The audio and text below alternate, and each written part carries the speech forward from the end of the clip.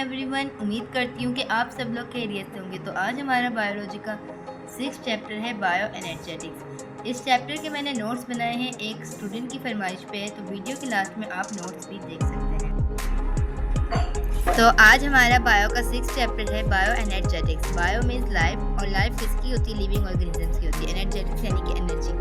Bio energetics की हम define ऐसे कर सकते हैं, the study of energy in living organisms is known as bioenergetics. तो अपने टॉपिक स्टार्ट करते हैं। Every living organism from the smallest bacterium to the largest whale is derived by energy. This energy fuels their growth, reproduction and daily survival, making it a fundamental aspect of life. But where does this energy come from? How is it harnessed and utilized by cells to perform countless activities essential for life? The answer lies in the fascinating field of bioenergetics. यहाँ पर उसने हमसे सवाल किए थे कि energy कहाँ से आती है, कैसे काउंटलेस एक्टिविटीज़ यानी कि अनगिनत एक्टिविटीज़ में कैसे अहम होती है ज़िंदगी की। तो वो कहता है कि इन तमाम सवालों के जो जवाब है ना, वो हमारे पास एक फील्ड है, फैसिनेटिंग फील्ड की बहुत ही अच्छी फील्ड है बायो एनर्जेटिक्स। आगे हमारे पास बायो एनर्जेटिक्स की थोड़ी एक्सप्लेनेशन करी हुई। Bioenergetics is the study of how energy flows through living system.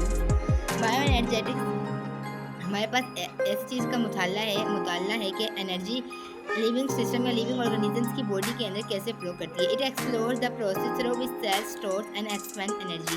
Sales अपने अंदर बायो एनर्जेटिक्स यानी कि एनर्जी को कैसे स्टोर करते हैं और उनको कैसे यूज़ करते हैं। The process of photosynthesis and respiration help to understand some of the principles of bioenergetics. वो कहता है हमारे पास जो फोटोसिंथेसिस एंड रेस्पिरेशन होते हैं ना, वो हमें प्रिंसिपल ऑफ बायो एनर्जेटिक्स को समझने में मदद देते हैं।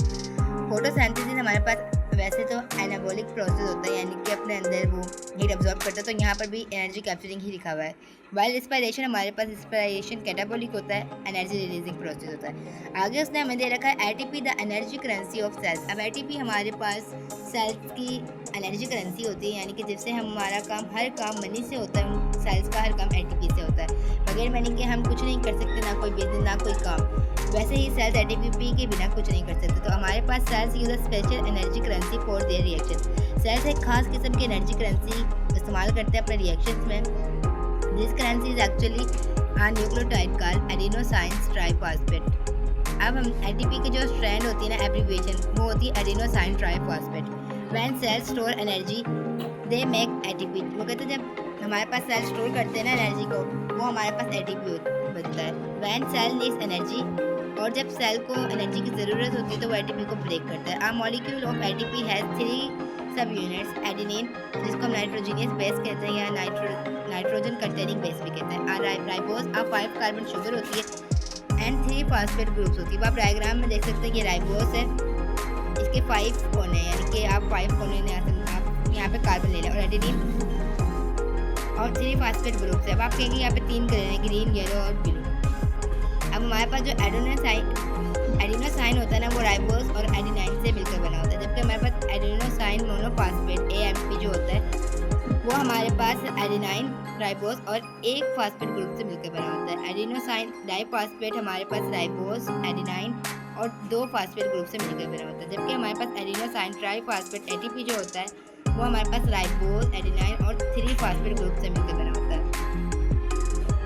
यहाँ पे हमें एक बॉक्स दे रखा है, वो कहता है ATP was discovered in 1929 by Karl Lohmann. वो कहता है कि 1929 में ना हमारे कार्ल लुमान ने एटीपी डिस्कवर किया था। इन 1941 द नोबेल प्राइज़ विनर, वो कहता है 1941 में एक नोबेल प्राइज़ विनर था जिसका नाम फ्रीडरिख लिपमान था। उसने हमारे पास एटीपी जो कि एनर्जी ट्रांसफ़र की मेन है, उसे प्रपोज किया था। आगे हमारे पास the covalent bonds between 2 phosphates are high energy bond. वो कहता है कि हमारे पास जो कोवेलेंट बाउंड होते हैं ना फॉस्फेट ग्रुप में, वो हाई एनर्जी बाउंड्स होते हैं। When one of these bounds is broken inorganic phosphate separates and energy is release. वो कहता है कि जब हमारे पास ये वाले जो बॉन्ड ये ब्रेक होते हैं तो हमारे पास एनर्जी रिलीज होती है। The breaking of one phosphate bond release about 7.3 kcal 7300 calories per mole of ATP. अब हमारे पास एक क्वेश्चन दे रहे हैं कि एटीपी प्लस जब हम एटीपी को वाटर में डिसॉल्व करते हैं तो हमारे पास एक फास्फेट ग्रुप, ये वाला जो ग्रुप होता है ये ब्रेक हो जाता है, बाकी दो बचते हैं। जब दो बचते तो हमारे पास वो कहलाता है एडिनोसाइन डाइफॉस्फेट। जब हम एटीपी में से एक फास्फेट ग्रुप निकाल देंगे तो हमारे पास एडिनोसाइन डाइफॉस्फेट बन जाएगा।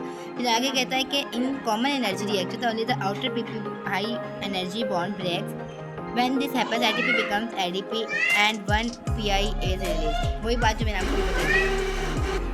आगे वो कहता है in some cases ADP is further broken down to AMP and Pi. अब एडीपी पहले हमने एडीपी लिया था और उसको पानी में डिसॉल्व किया था, जबकि अब हम यहाँ पे एडीपी लेंगे, पानी में डिसॉल्व करेंगे तो हमारे पास एएमपी बनेगा। पीआई एक बॉन्ड जो है रिलीज होगा, energy 7.3 kilo calories per mole होगी। आगे cell gets energy from the oxidation of food. वो कहता है हमारे पास जो सेल्स होते हैं ना वो एनर्जी हासिल करते हैं ऑक्सीडेशन ऑफ फूड से। They store this energy by combining ADP with P I to form ATP. वो इस एनर्जी को ना एटीपी में एक और बॉन्ड फास्फेट का ऐड करके एटीपी बना देते हैं। So we can summarise that ATP is made during energy releasing process and is broken during energy consuming process. मतलब हम कह सकते हैं कि एटीपी हमारे पास टाइम बनता है जब एनर्जी रिलीज होती है और उस टाइम हम उसे ब्रेक करते हैं जब हमें एनर्जी चाहिए होती है। आगे in this way ATP transfers energy between metabolic reaction. तो ये था हमारा आज का टॉपिक। अब मैं आप लोगों को नोट्स दिखाती हूँ। अब हम ये टॉपिक थोड़ा सा नोट्स से समझते हैं। तो हमारा बायोलॉजी का चैप्टर नंबर 6 है bio energetics. Topic bio energetic है। हमने पहले बायो एनर्जेटिक की डिफाइन देखी है, फिर इम्पोर्टेंस बताइए।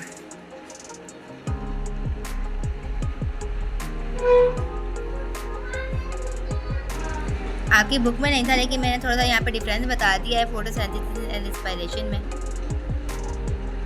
बेटा ये जो एटीपी है ना ये आपका लॉन्ग आ सकता है।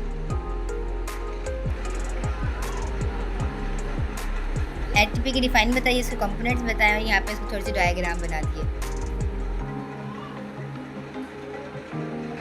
ATP formation and conversion of ATP into ADP topic बना के लिखे हैं ताकि आपको शॉर्ट में भी समझ में आ जाए और लॉन्ग में भी आसानी हो।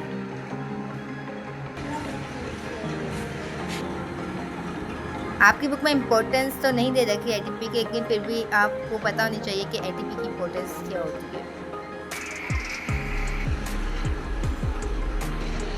तो इसी के साथ हमारे नोट्स कंप्लीट होते हैं। ये अभी एक टॉपिक के नोट्स हैं, जब मैं नेक्स्ट टॉपिक पढ़ाऊँगी तो वो नेक्स्ट के होंगे। ऐसे करके मैं थोड़ा इजाफा करती जाऊँगी ताकि ना आप लोगों को। तो उम्मीद करती हूँ कि आप लोगों को आज का टॉपिक समझ में आ गया होगा। इंशाल्लाह फिर मिलेंगे नेक्स्ट टॉपिक के साथ। ओके, अल्लाह हाफिज़।